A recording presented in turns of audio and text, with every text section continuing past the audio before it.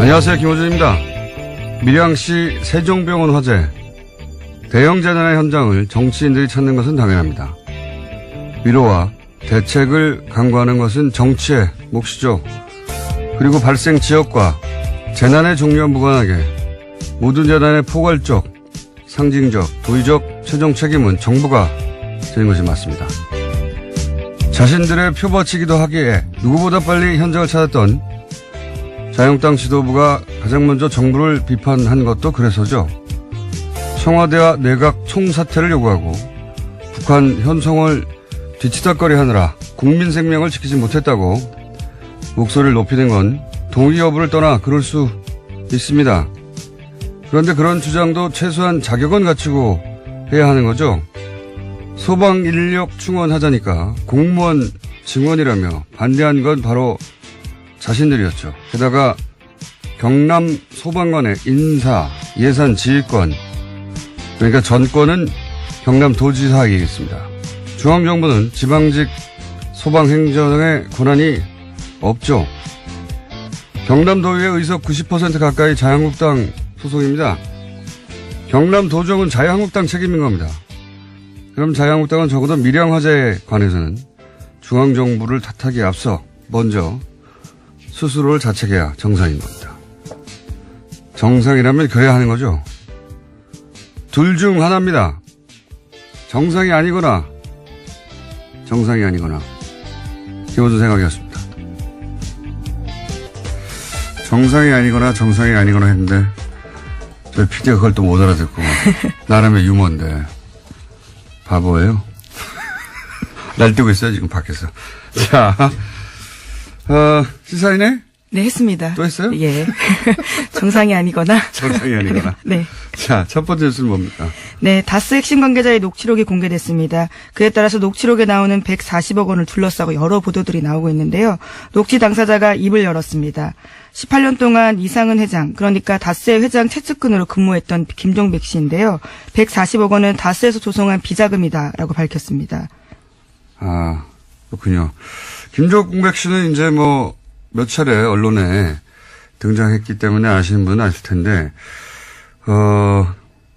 처음엔 이제 운전기사로 소개가 됐는데, 사실상 운전기사가 아니라 다스 내의 다양한 업무를 종합적으로 본 내부 사정의 아주 밝은 인사다. 이렇게 얘기해야 되는 게 맞는 것 같아요. 운전만 하는 게 아니기 때문에. 네, 지방과 관계된 다양한 일도 했습니다. 그러니까 모르는 게 없다라고 봐야 될 텐데요.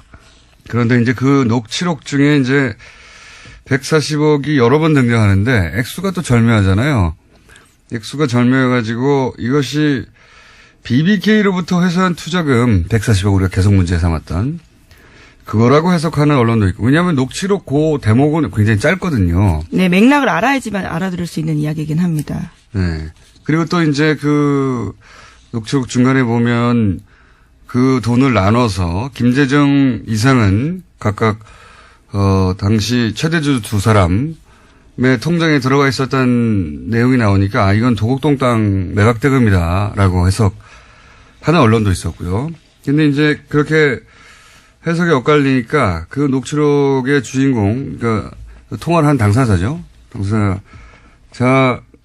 그 김종백 씨가 그게 아니라 이것은 정호영 특검 때 나왔던 120억 플러스 그 이전에 한 20억 정도의 또 비자금이 있었는데 그걸 얘기하는 거다. 네, 당사자가 직접 밝힌 겁니다.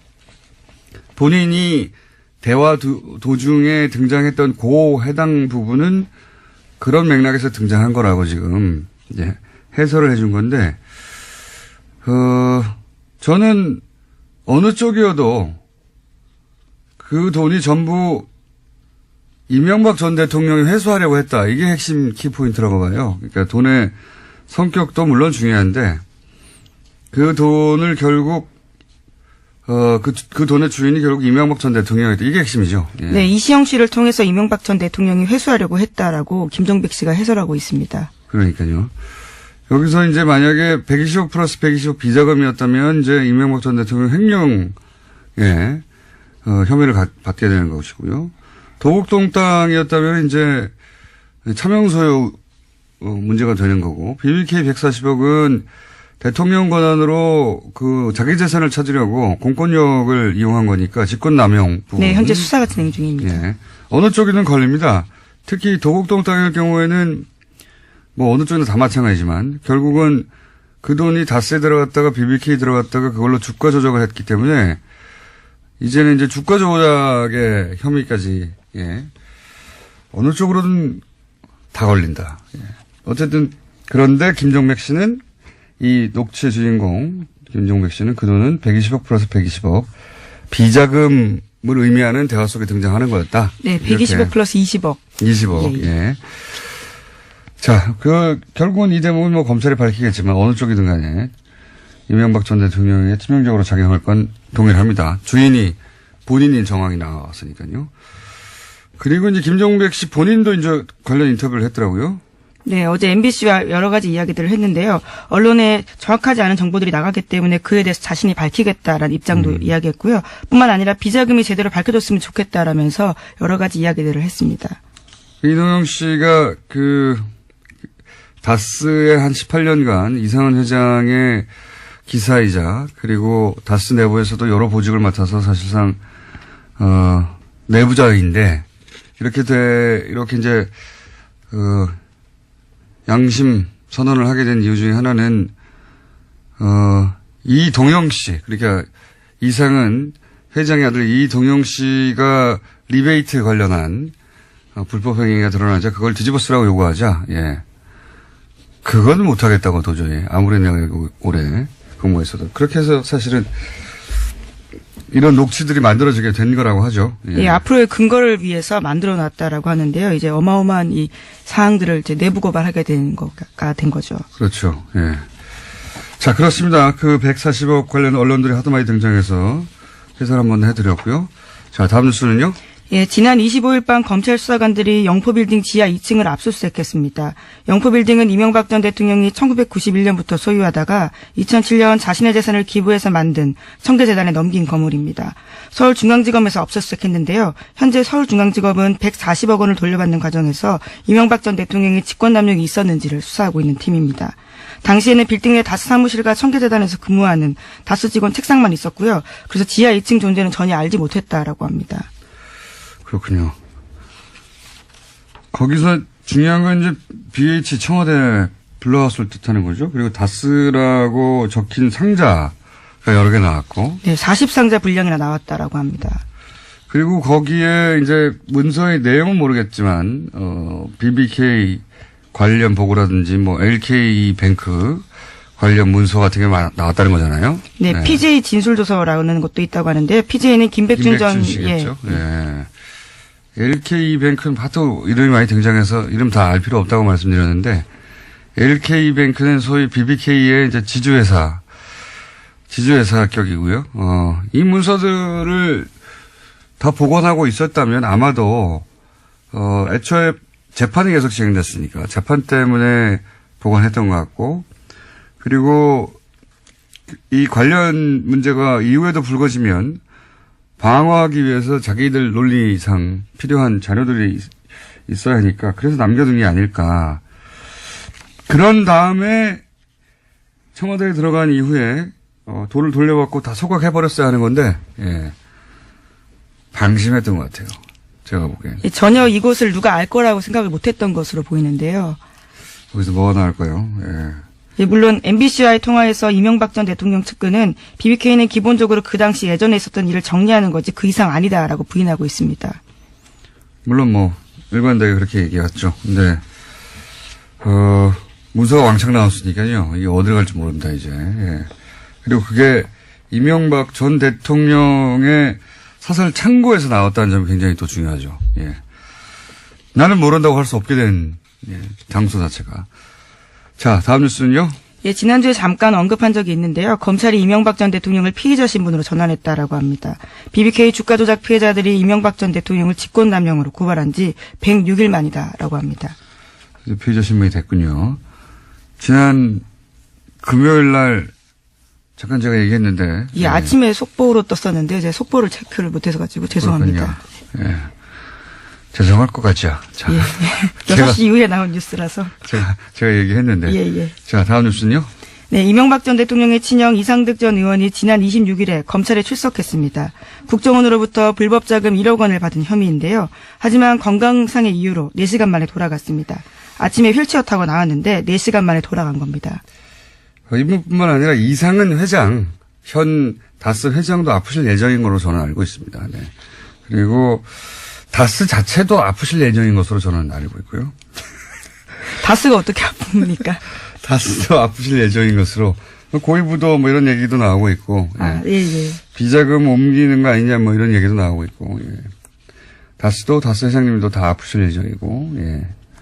이상득 전 의원, 이명박 전 대통령 형님도 이미 아프신 상태였죠. 네, 혐의를 부인하면서 건강 때문에 조사받을 수 없다라면서 철수했습니다. 예. 앞으로 계속 아프실 예정일 거예요, 관계자들이. 자, 다음 뉴스는요. 네, 군 사이버 사령부가 온라인 블랙리스트를 만들었다. 그리고 관리했다라고 오늘 아침 한겨레 신문이 보도했습니다. 네, 정확히는 한겨레 21 보도인데 한겨레 신문에 나온 겁니다. 레드펜이라는 작전면을 썼다고 하는데요. 이명박 정부의 비판적인 인터넷 사용자 등의 대상이었다라고 합니다. 이거는 제가 전문 분야입니다. 이게 무슨 의미냐면, 사이버사 혹은 뭐 국정원 이런 곳에 정부를 비판하는 아이디 블랙리스트가 있다. 이게 무슨 의미냐면 이렇게 활동합니다. 저는 오랫동안 봐왔던 행태인데 이제 온라인에서 정부를 비판하는 사람들이 있잖아요. 한두 명도 아니고 몇만 명이죠. 그 중에서 이제 열심히 하는 사람들이 한 10,000명 정도 있다고 칩시다. 뭐 개인들 중에. 어떤 사람들은 뭐 포털 게시판에서 적극적으로 활동할 수도 있고, 어떤 사람들은 뭐 자신이 잘 가는 커뮤니티 게시판에서 활동할 수도 있고요. 또 뭐 SNS나 페이스북 같은 데서 자기 의사를 밝힐 수도 있고요. 그런 개인들을 뭐 몇만 명 단위로 이제 아이디를 수집하는 거예요. 그리고 나서 그 사람들이 예를 들어서 포털의 게시판에 글을 써요. 그러면 그 사람이 글 쓴 것을 향해서 득달까지 달려갑니다. 댓글을 달아요. 다시 방어하는 내용들을 쓴다라는 그렇죠. 거죠. 그 사람을 따라다니는 거예요. 그 개인을. 자기가 잘 가는 커뮤니티 글을 써요. 그럼 득달같이 달려가서 댓글을 쓰거나 비판을 해요. 그러니까 그 사람은 개인이잖아. 저쪽은 부대고. 그죠? 저쪽은 조직이고 이쪽은 개인인데 그 개인이 그걸 대응하느라 신경을 쓰고 에너지를 쓰고 하다 보면은 괴롭잖아요. 그렇게 의욕을 혹은 활동을 위축시키는 겁니다. 그래서 이 활동이 여러 가지가 있어요. 제가 지켜본 바로는 그렇게 그 사람들 따라다니는 경우 또는 그 사람이 글만 쓰면 공격을 해서 그 파급력을 떨어뜨리는 거죠. 중화시키는 거죠. 네, 해당 기사에도 그런 내용이 있습니다. 20명 내외 검색팀에서 하루 24시간 작업을 수행하면서 관리했다라고요. 이건 사이버 사령부에서고 그 조직은 국정원 조직보다 작거든요. 국정원도 이 일을 해온 것으로 저는 알고 있어요. 그리고 그렇게 주요 인물들은 그 사람들이 글을 쓰든 쓰지 않든 지속적으로 주기적으로 그 사람에 대한 비판 글을 올려서 평판을 떨어뜨리는 겁니다. 여러 가지 활동을 하는 거예요. 그런 활동을 지속적으로 합니다. 지속적으로. 그래서 개인의 경우에는 그 스트레스를 받아서 쓰다가 말아버리는 거예요. 이게 내가 무슨 영광을 보겠다고 이런 일을 하느냐. 아니면은 그 사람 그 개인 부대죠. 부대하고 싸우느라고 힘을 다 빼버리는 거예요. 주고받고. 뭐 그런 행위를 해가지고 전체적으로 그런 사람 쓰는 사람들 평판을 떨어뜨리고 위축시키고 파급력을 떨어뜨리는 일들을 해왔죠. 네. 자, 오늘은 저희가 긴급 인터뷰를 준비해서 마지막 뉴스 짧게 하나 정리하고 넘어가죠. 네, 안철수 국민의당 대표가 어제 이상돈 전당대회 의장에게도 당원권 정지 징계 처분을 내렸습니다. 이에 따라 바른정당 통합 의결 전당대회 진행 방식에 시선이 쏠리게 되는데요. 안 대표는 이 의장을 포함해서 현역 의원 16명 등 총 179명에게 징계를 내렸습니다. 이 징계의 목적은 말이죠. 처음 이 징계를 하겠다고 나왔을 때부터 뜬금없는 거였거든요. 왜냐하면은 이분들은 다 다른 당 만들어서 나간다는 거잖아요. 이분들을 당원권 정지를 시키는 게 무슨 의미가 있습니까? 그렇죠? 이 징계의 유일한 목적은 이상돈 의원의 사회권을 뺏는 거였어요. 전당대회에서. 예. 네, 어쨌거나 명시적인 주 이유는 창당 발기인데 참여라고 하는데요. 이상돈 의원은 여기에 이름을 올리지 않았다라고 합니다. 유일한 목적은 이상돈 의장이죠. 의장. 예. 전당대회 의장의 사회권을 뺏는 게 목적이었지 나머지 분들은 다 의미 없는 겁니다. 178명의 명단은. 그래서 저희가 모셨습니다. 예. 이상돈 의원을 저희가 처음으로 스튜디오에 직접 모셨습니다. 자, 지금까지 김은지였습니다. 감사합니다. 네, 바로 이어가겠습니다. 안철수 대표가 179명 징계했는데 전당대 의장 이상돈 의원도 포함돼서 저희가 직접 모셨습니다. 안녕하십니까? 네, 안녕하세요. 네. 처음 뵙습니다. 네. 네, 전화만 하다가 네. 반갑습니다. 네. 징계를 당하셨어요? 뭐 징계 당해도 뭐 당한 기분도 안 나고요. 뭐 관심도 없습니다. 제가 방금 179명 징계는 결국 그 타겟이 전당대 의장인 의원님이라고 제가 해석을 했는데 어떻게 보십니까? 뭐 그런 면도 있지만요. 처음부터 당규를 바꿔서 그야말로 새벽 6시부터 뭐 23, 전국 23곳에서 투표를 하고 밤 9시에 뭐 인터넷 뭐 화면 중계를 해가면서 전당대회 한다는 아주 그냥 초현실적인 전당대회를 한 것은 다 어떻게 보면 그 전당대회 의장이 저이기 때문에 시작한 측면이 많다고 봅니다. 그렇죠. 네. 전당대 의장으로서 이제 사회권을 가지고 계신 분인데, 이 통합에 대해서 부정적이라서 혹시 전당대를 본인들이 원하는, 통합파가 원하는 뜻대로, 안 될까봐 어떻게든 사회권을 뺏고 싶은데 그러면 명분이 있어야 하는데, 예, 이 명분으로 이걸 사용한 게 아닌가, 뭐 이렇게 해석되는데, 그 외에도 사회권을 제약하기 위해서 조치를 많이 했죠. 그렇죠. 사실은요. 제가 보기에는 이번에 바뀐 당규에 따라서 전당대회를 진행을 할 수가 없는 것은 저는 솔직히 이건 내가 할 수 있는 게 아니다 이렇게 생각을 했습니다. 그리고 또 하나는 이제 이번에 신당을 추진하는 쪽에서 특히 실무진 쪽에서도 이제 어떤 몇몇 의원은 이거 흥분해 가지고서 우리가 전당대회에서 저지해야 된다는 저지파가 있었어요. 저지파. 또 한쪽에서는 아우 저거 이제 우린 저기랑 이제 안 된다. 끝났다. 상당파가 있었는데 저는 오히려 이 저지라는 것이 우리가 제가 의장이느냐 안 되는 걸 상대방이 뻔히 알기 때문에 온갖 술수를 할 것이다. 그렇게 되면은 그야말로 초현실적인 전당대회가 될 것이다. 그래서 저는 창당을 빨리 준비해야 된다. 저지한다 믿고 있으면은 이제 시간에 쫓긴다. 이렇게 그런. 박 전 대표는 처음에는 저지할 수 있다고 생각하셨던 것 같아요. 그죠? 그런데 박 전 대표는 뭐, 이 정치를 꿰뚫어 본 분 아닙니까? 근데 다만 처음부터는 저지를 한다고 이렇게 해놔야만 저쪽에서 이제 온갖, 무리수를 온갖 뭐 이상한 일을 벌이지 않겠습니까? 새벽 6시에 시작하죠. 네. 그러니까. 처음 들어봤는데 새벽 6시. 근데 할 필요가 없어진 거죠, 이제 완전히. 새벽 6시. 네. 새벽 6시에 이 전당대회 누가 참석할지 모르겠네. 새벽 6시에 시작하고. 네, 근데 그 부분에 대해서는 그렇게 우리가 웃기만 할 수 있는 것은 아닙니다. 이게 아무리 정당의 자율성을 존중한다 그러지만은 당원 당규로 어떤 정하는데 한계가 있지 않습니까? 정당법이라는 게 있습니다. 또 법의 일반 원칙이 있고 그래서 이제 이번에 가처분 신청된 것도 그런 부분이죠. 그래서 과연 법원이 뭐 이런 것까지 정당의 자율권을 인정해 줄 것인가. 뭐 이건 도저히 눈 뜨고 볼 수 없다 그래서 어떤 판결을 할지. 다만 이제 어차피 이제 이 탈당 어차피 이제 창당에 나가는 거니까 그 돼 있지만은 법원으로서는 이번에 한번 정당의 자율성에 대해서 유권적인 판단을 할 필요가 있다고 봅니다.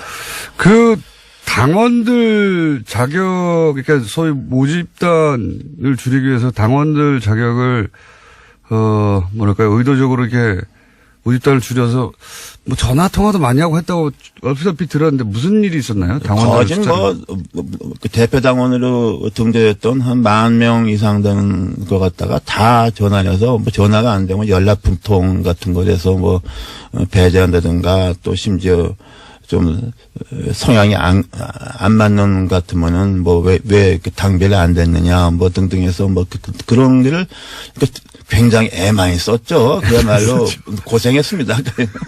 그래서 한 10,000명이 한 5,000명 이하로 줄었다면서요? 네, 그렇다고 그래요. 네. 그렇다고 해도 이제 과연 3,000명 정도가 이렇게 나올 것인가 하는 것도 그렇고, 솔직히 어저께 당무회의도 철저하게 비공개로 해서, 솔직히 뭐, 몇 명이 많이도 몰라요.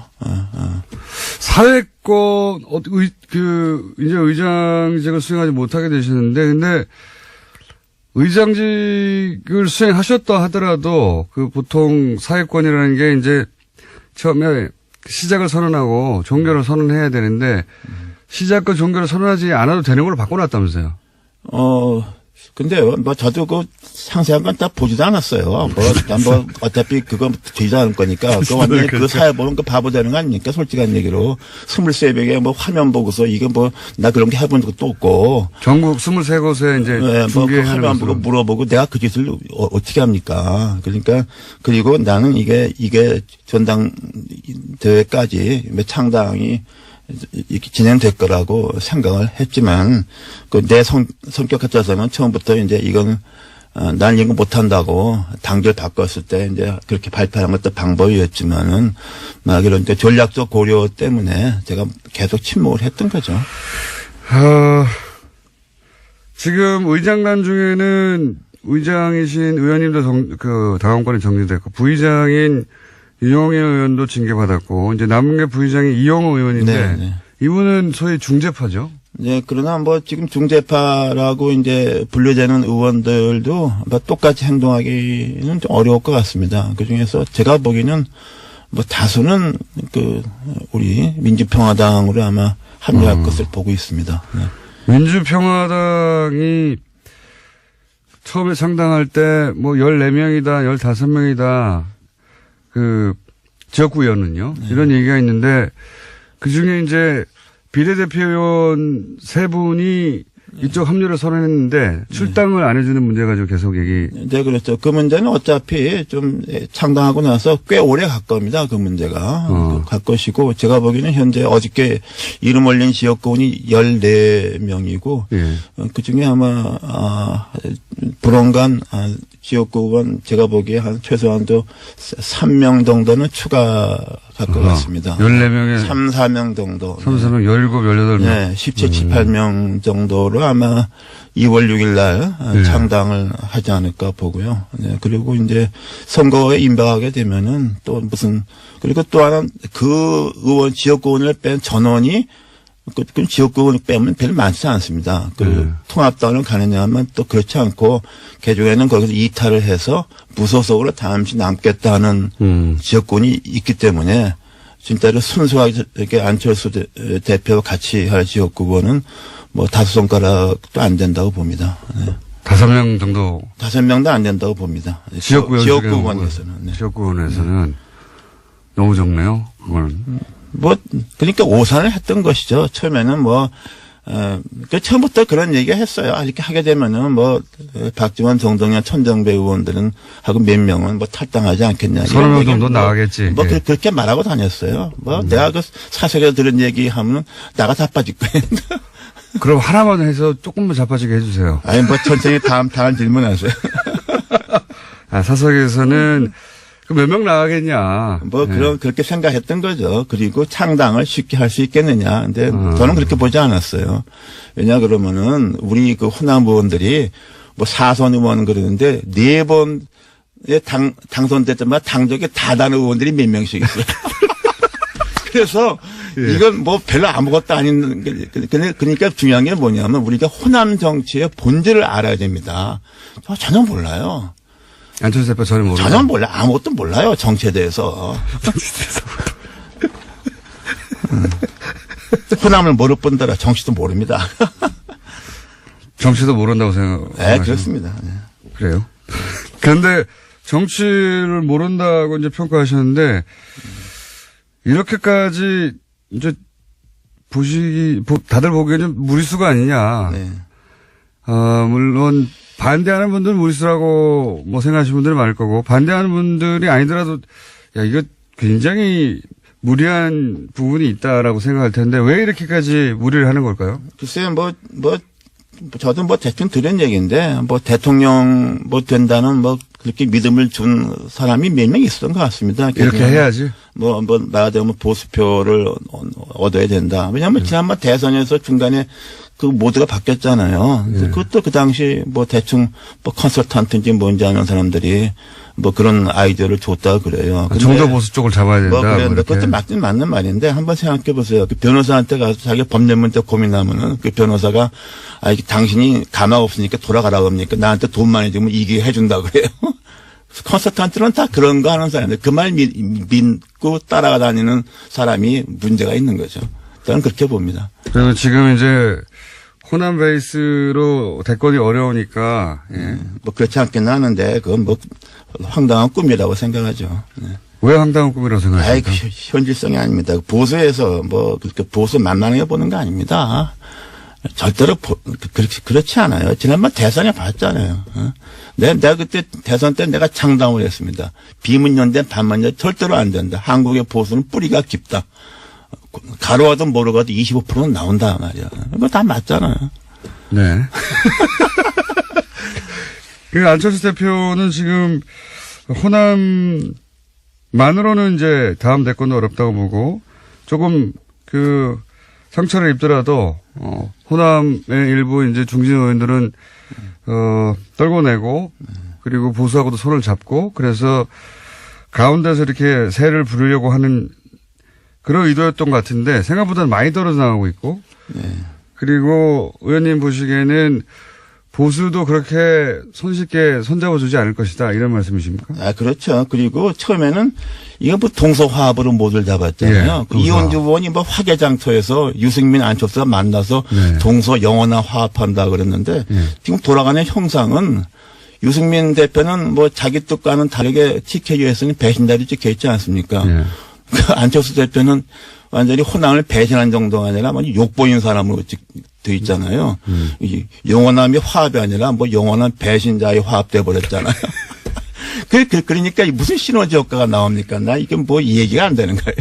그래도 유승민 대표 입장에서는 사실은 당이 위기에 처했는데 이 정도면 아주 큰 이익이 남는 결합 아닙니까? 예. 저는 정의당이 비가좀 어때요? 6석 가지고 황당당한 자기 철학을 내지 않습니까? 난 유승민 대표가 악수를 뒀다고 봐요. 그리고 그쪽에서는 안철수 대표가 뭐 취약하니까 또 뭐 따라오는 의원도 뭐 비례 의원밖에 없으니까 자기들이 당을 장악한다고 보는데 그 오산입니다. 요번에 봤잖아요. 당무회의가 뭐고 의원은 없고 이른바 무슨 비의원 무슨 위원장 등등등에서 안철수 열성파들이 있지 않습니까? 막무가내. 거기서 다 가잖아요. 난 유승민 대표나 하태경 의원이나 그거 감당하기가 만만치 않다고 봐요, 저는. 그 안철수 대표를 지지하는 지역구 원외위원장이나 원외위원장, 당무위원회 다수 등등 지역위원장. 그건 이제 합리적인 그 대화 논리가 안 통하는. 그럼 그분들이 다 이렇게 통합당에 가면은 이제 조금 있으면 유승민 대표도 쫓겨납니까? 유승민, 하태경 한번 당해봐야죠. 나는 거기서 오산한 거로 봐요, 나는. 굉장히 기뻐하시는 것 같습니다. 나는 뭐 기뻐하기보다 나는 유승민 대표에 대해서 안타까운 심정을 갖고 있고 저는 그러나 또 이혜원 의원 통해서 몇 번 워닝을 줬는데 뭐 자기가 그대로 갔으니까 뭐. 그 비례대표 출당 문제는 어떻게 될까요? 지금 의원님은 출당을 요구하는데 안철수 대표는 절대 안 된다고 하고 있잖아요. 네. 그래서 뭐 그건 저나 저 혼자 문제만이 아니고 뭐 최소한도 박주현, 장정석 의원 외에 그 외에 한두 명 더 가능성이 있습니다. 그래요? 뭐 대표 짐작하시는 분이 있을 거예요. 네. 그 중에 한 분은 상당히 상징적 의미가 크죠. 아마 그것은 아마 그 신당에서 민주평화당과 공식적 요구를 할 테고 조금 시간이 걸리겠죠. 그러나 뭐 저는 그때 거기 뭐 창당 이런 거 할 때 우리 비례의원 문제는 고려하지 말아라. 그거 고려하면 안 된다. 그래서 그 개문발차라고 그게 되지 않습니까? 예. 그리고 뭐 저는 개의치 않아요. 뭐. 개의치한다는 거는 그렇게 이제 당 소속은 새로운 통합개혁신당인가요? 그 통합개혁신당 소속이 됐을 텐데 거기에 계속 이렇게 안철수 대표에 대한 비판의 목소리를 내실. 아니, 뭐, 제가 그렇다고 해서, 뭐, 사실상 당원도 아닌 상황이니까, 뭐, 이렇게 민주평화당에서 뭐, 이렇게 뭘 활동한다는 것, 그것도 우스운 거 아닙니까, 사실은. 그러니까 뭐 심정적으로 뭐, 좀 그쪽에 매우 가까운, 심정적 무소속이 되는 거죠. 심정적 무소속. 당 소속은 공식적으로는, 통합신당에 속해 있겠지만, 그러면 형식적으로 통합신당. 예, 형식적으로는. 예, 형식적으로 그 소속에서 계속 그 통합신당에 대해서 비판의 목소리를 내실 수도 있겠네요. 아, 제가 언제 대통령도 그냥 연거포 그냥 맨날 작사를 했는데 뭐 못할 말이 뭐 있습니까? 그쪽에서는 의원님을 놔주는 게 더 플러스 아닙니까?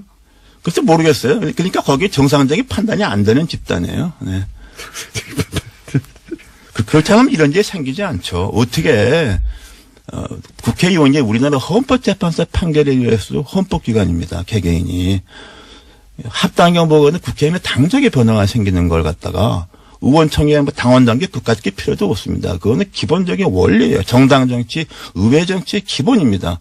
의원총회 한 번 안 하고서 의원총회 반대했잖아요. 다수가. 그런 놈의 일이 어디 있습니까? 그러니까 이건 뭐 정치 집단이라고 볼 수가 없어요. 우리가 이렇게 토론하는 거 이게 입이 더러워지는 겁니다. 이게. 알겠습니다. 오늘은 여기까지 하고요. 이렇게 통합을 결국은 이제 거의 마지막 요식 행위에 가까운 전당대회 정도만 남겨두고 통합이 이루어질 것 같은데요. 그죠? 이루어지겠죠? 네. 예. 이루어질 것 같은데 이 통합을 성사시키는 데는 결국 안철수 대표의 의지가 가장 중요한 역할을 한 것 같은데, 그렇죠. 안철수 대표의 의지가 이 모든 걸 만들어낸 거죠. 네, 그렇죠. 네. 그게 일종의 그런 것이 한 번 꽂히면 그냥 거기서 그냥 몰두하는 그런 성격이 있죠. 네. 안철수 대표를 그러면 이 통합을 성공시키기 일보 직전에 안철수 대표를 한마디로 평가하시면요, 마지막으로. 글쎄요, 뭐 제가 볼 때는 뭐 정치적 소양도 없는데 어떻게 해서 일시적으로 몇 년 동안에 좀 국민들한테 과분한 기대를 받았던 것이죠. 이제 뭐 지난번 대선 과정을 통해서 뭐 그 좀 다 벗겨졌다고 봅니다. 이제 우리가 이제 마지막으로 벗겨진 모습을 보는 거죠. 네. 마지막으로. 앞으로 이 통합 당에 가셔서도 인터뷰를 자주 하시게 될 첫 번째 의원이 아니실까. 네. 생각이 듭니다. 잠시 후에 하태경 의원 바로 이어서 들어올 텐데 혹시 하태경 의원한테는 하실 말씀 없으십니까? 글쎄 내가 볼 때는 이렇게 쉽게 생각하지 말라고 싶어요. 내가 하태경은 엊그저께 무슨 뭐 저하고 뭐 다른 비례하고는 좀 다르다고 생각하는데 그리고서 마치 뭐 이제 통합하게 되면 안철수 대표 빠진다고 생각하는데 저는 그건 좀 잘못된 생각입니다. 안철수 대표 뒤로 빠져 있지 않은 것이다. 저는 절대로 그렇지 않고 그럴 수가 없어요. 네. 그럴 수가 없는 지금 상황이 돼 있습니다. 너무 쉽게 생각하는 거예요. 그래요? 네. 알겠습니다. 오늘 여기까지 듣겠습니다. 지금까지 아직까지는 국민의당 이상돈 의원이었습니다. 감사합니다. 네. 하태경 최고위원 오늘 여차저차한 사정으로 월요일 날 나왔습니다. 여차저차 자세히는 아니 오늘 이상돈 의원님 나온다 그래서 제가 바로 뒤에 이상돈 의원님이 좋은 얘기 할 리가 없기 때문에 보완 설명 드리러 나왔습니다. 우선 이상돈 176명 징계가 이상돈 의원의 전당대 사회권을 박탈하려고 한 거라는 건 맞잖아요. 그 질문 나올 줄 알았어요. 나올 줄 알았는데 네. 제가 이제 아닙니까? 이상돈 의원님 잘 아는데 네. 이상돈 의원님은 징계 해도 문제 안 해도 문제예요. 무슨 이야기냐면 그분이 오늘 뭐 제가 오전에 듣기도 했고 저랑 같은 상임위 옆자리예요. 네. 같이 이야기를 해보면 굉장히 젠틀맨이고 네.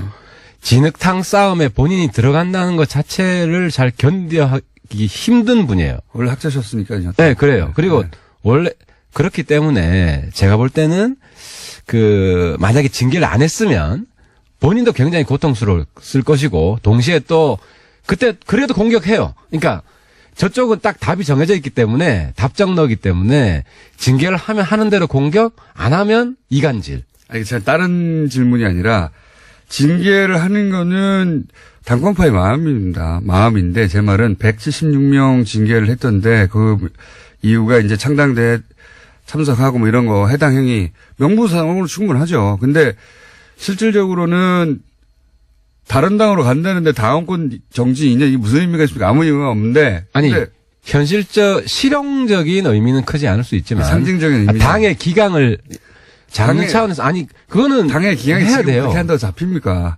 왜냐하면 그것도 안 하면 당도 아니에요. 그거 해산해야 돼. 당을 없애야 돼. 그걸 알겠어요. 네. 알겠는데 진짜 목적은 이상돈 의원. 근데 이상돈 의원이 사회를 보더라도 결국 전당대회는 가게 돼 있어요. 그래서 그게 아마 이상돈 의원을 그런- 생각해 준 게 아니냐. 그런 의미가 없다고 보십니까? 왜냐하면 이상돈 의원이 사회 보면 저분이 소집도 했잖아요. 그러니까 보냐 안 보냐 엄청 그 싸움을 말려야 되고 본인은 완전히 진흙탕 싸움에 이상한 사람 되고 그러느니 차라리 해준 게 이상돈 의원 입장에서는 고맙다고 생각할 것 이상돈 같아요. 의원을 위해서 그렇게 했다. 예. 이상돈 의원 입장에서는 그러니까 서로 이해관계는 다르지만 결국은 뭐 그렇게 서로한테 해가 되는 결과는 아니다. 알겠습니다. 이렇게 실드를 치시는데. 이상돈 의원 제가 잘해드릴게요. 예. 그분은 원래 우리 저기 새누리당 출신이에요. 그러니까 뭐 안철수 출신이라기보다는 예, 지난 2012년에는 또 박근혜 후보의 당선을 위해서 노력 했었죠. 예, 노력 했고. 근데 무슨 이야기냐면은 하셨는데 중간에 잘못 틀어져서 그렇죠. 틀어졌죠. 예. 4대강은 뭐 이렇게 문제를 많이 삼았지만 4대강은 처음부터 반대하셨고. 다른 문제는 다 보세요. 제가 많이 배웁니다. 같은 상임위하면서. 그래서 저희들 입장에서는 아니, 보수임에도 불구하고 이 합당을 반대하는 것은 안철수 대표에 대해서 기본적으로 그런 자질이 없다고 판단합니다. 반안이죠. NT안이죠. 예. NT안이 NT하나 NTU는 꼭 아니잖아요. 그래서 저희들이 NTU는 아닌 것 같고요. 예. 아니에요. 그래서 예. 저희들 하지만 같이 있는 데는 못 가겠다는 말씀이신 것 같은데. 그렇죠. 예. 못 오겠다는 것인데 그럼 출당해 줘야 아니 돼요. 와서 안 보면 되지 그럼. 안 보면 되지. 그리고 이제 당 안에 있다고 해서 뭐 계속 보란 이유도 보면 없고. 되지. 그러니까 그걸 지금 합당하고 나서 그 소위 이제 반대파 한 서너 분 정도를 출당을 안 하시는 쪽으로 유승민 대표도 바꿨습니까 입장을? 안철수 대표 입장 존중하기로 했어요. 왜냐하면 지금 존중하기로? 사실 우리가 지금 적전 분열할 수는 없고 솔직히 아니, 지금은 말씀드리면 그런데 내 말은 합당하고 나서 설득할 시간이 필요하다는 거지. 유승민 대표나 이해운 전 대표나 정병욱 대표나 다 잘 알잖아요. 그래서 우리도 적어도 공들일 시간이 필요하지 않냐. 이렇게 일단 합당시켜놓고 그분들을 설득하다 안 되면 하다 안 되면 그럴 시간이 필요하다는 거죠. 그때 가서 지금은 다른 당이기 때문에 뭐 어떻게 이야기하는 것도 어렵지만 같은 당이 되면 같은 식구이기 때문에 같은 당 되고 나서 이분들이 가만히 있을까요? 계속 당에 대해서 뭐라고 할 텐데. 다 수용하죠. 다스. 이상돈 의원이 문제 제기하는 거 왜 수용 못 합니까? 아니 그러니까 그런 문제가 생길 것 같으니까 거기서 다 정리하라고 오라고 했는데 안철수 대표가 싫다고 하니까 안철수 대표가 싫은 이유는 또 당연하죠. 본인이 이제 사람들이 너무 많이 떨어져 나가면 저쪽이 너무 많아지니까 마이너스 통합이라는 이상돈 의원의 들을까 봐. 불만은 두 가지인데요. 안철수에 대한 개인적인 실망 이게 하나 있고 또 하나는 지금 적폐청산 기조에 적극적으로 협력해야 된다. 이게 하나 있어요. 네. 그러니까 안철수에 대한 개인적인 실망은 말 그대로 개인적인 실망입니다. 그죠? 그리고 안철수 그 향후 지도부 지방선거 끝나고 네. 이후에까지 지도부 할 가능성은 별로 없어요. 그 과도기에는 어떨지 모르겠지만 본인이 후보로 뛰거나 뭐 선대위원장을 하거나 하겠죠. 그다음에 적폐청산 우리 반대 안 합니다. 낡은 보수 청산해야 되고 문재인 정권이 적폐청산 중단해도 우리는 낡은 보수 청산 끝까지 갑니다. 그게 한국당 해산이고. 한국당 해산이요? 네, 그래서 그 부분은 이상돈 의원하고 일치합니다, 목표가. 알겠습니다. 그렇게 말씀하셔도 소용은 없을 것 같긴 한데요. 중요한 것은 당장은 합당하고 나서 이 반대파들 서너 분을 세 분인지 네 분일지 모르겠지만 당장은 출당하지 않을 것이다. 않을 것 같다. 않습니다. 예, 네, 우리가 못한다. 공들일 시간이 우리한테 필요합니다라는 말 다시 한번 반복합니다. 그래서 어떻게든 설득해서 같이 가도록 해본다. 네, 그렇습니다. 예. 쉽지는 않을 거라고 저는 전망하고요. 안철수 대표가 본인은 당대표 안 한다고 그랬는데 유승민 대표가 같이 공동대표 하자고 하는 상황은 어떻게 정립니까? 그 부분이 숙제입니다. 숙제인데. 안철수 대표는 왜 공동대표, 유승민 대표는 공동대표를 하자는 이유는 알겠어요. 예. 이 통합된 이 당의 결국은 그 힘은 직전 대선 후보 인지도와 또 그 이미지에 달려 있는데 한 분이 빠지면 어떻게 되느냐. 최대 효과를 내자면 같이 가자. 이 제안을 알겠는데 안철수 대표는 어떤 이유인지는 저로서는 짐작은 가나. 왜 대표 안 하겠다? 예. 안철수 대표는 지금 공동대표 안 하겠다는 거잖아요. 왜냐면 이미 백의종 군 선언했잖아요. 아니 뭐 선언했다가 뒤집은 게 한두 번입니까? 제 말은 아니, 못 이긴 척 하면 우리 되는데. 바른정당은 뒤집길 원해요. 예. 우리가 많이 이야기를 했는데 근데 이게 어떻게 돼가나요? 그러니까 이제 국민의당 내부 사정인데 지금 국민의당에는 그까지 생각할 겨를이 없다. 전당대회를 성공적으로 치러야 제가 되기 보기에는 때문에. 말이죠. 지방선거 때 이 새로운 당이 예를 들어서 지자체장 뭐 광역단체장 정도를 지금 당선시킬 수는 없지 않습니까? 현실적으로 그죠? 아니 안철수 대표는 둘 중에 하나잖아요. 선수로 뛸 거냐 감독이냐. 네. 지방선거에. 네. 둘 중에 하나로는 뛸 거예요. 그러니까 대표가 아니면 바로 선수로 뜁니다. 그러니까 뭐 예를 들어 선수로 뛰게 해야 됩니다. 우리 입장에서는. 서울시장 예를 어디든 들어서 간에. 후보가 되거나 아니면 공동 당대표가 되거나 어디든 간에. 둘 중에 하나는 할 것이다. 그래서 저는 안철수 대표는 반드시 지방선거에 투입해야 됩니다. 그래서. 그러면 당대표보다는 지자체장으로 나가는 게 낫다고 보십니까? 당연하죠. 근데 유승민 선거에 대표는 뛰어야죠. 같이 대표하자면서요. 그러니까 과도적으로 일단 처음 출발할 때 얼굴이고 안철수 대표는 바로 저는 선거 예비 후보 등록일이 3월 초입니다. 그래서 어디로 뛰어야 됩니까, 안철수 대표는? 그건 상의를 해봐야죠. 그건 우리도 전략이 있어야 되기 때문에 그건 내부에서 우리 합당이 되면 전체 전략을 공유를 해야 되고. 지방선거에서 한국당하고 예를 들어서 특정 지역에서 단일 후보 연대 이런 거 가능합니까? 없습니다. 하지만 박지원 당하고는 합니다. 할 수 있습니다. 그러니까 이 부분이 중요한데. 박지원 당이라고 굳이 꼭 항상 그러니까 박지원 이제 호남 친박개혁당 하고는 할 수 있습니다. 이름도 정해졌는데 말씀해 주시죠. 왜냐하면 민평당이죠. 예. 민평당은 할 수 있습니다. 왜냐하면 원래 선거연대 하자고 했고요. 그분들하고 하자고 했고 이제 거기서는 안 할 것 같아요. 저는 꼭 그렇진 않을 거라고 봅니다. 그래요? 예. 또 우리 최고의 책사기 때문에 민주당이 해주겠습니까? 민주당이 전남지사 후보 하나 내주겠습니까? 박지원 전남지사 하라고.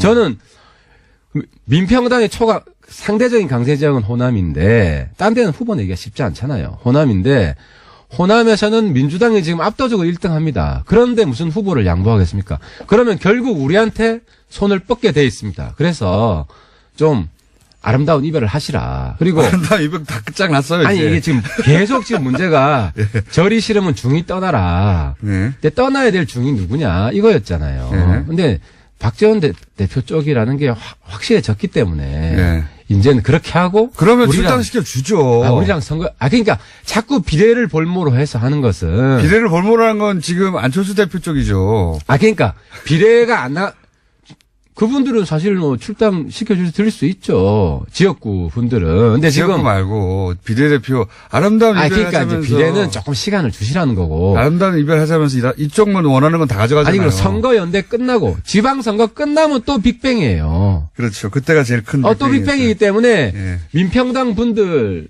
중에 저는 민평당 분들도 두 팔은 아닙니다. 민주당에서 허용해 주는 사람과 불허하는 사람. 네, 뭐 어쨌든 민주당 쪽하고도 열심히 갈라치기 하시고요. 그러니까 그건 그렇게 될 수밖에 없어요. 그러니까 이제 우리 공장장님께서는 자꾸 이제 안 공격, 안은 지방선거 나가면 이제 정리됩니다. 정리가 된다는 거는 지방선거에서 떨어지고 나면 떨어지는 게 아니라 유승민 판이 되는 겁니까? 그리고 다시 크죠. 안 대표는 이번에 바른정당 지지층한테는 굉장히 인기를 많이 얻었어요. 그러니까 바닥을 쳤고.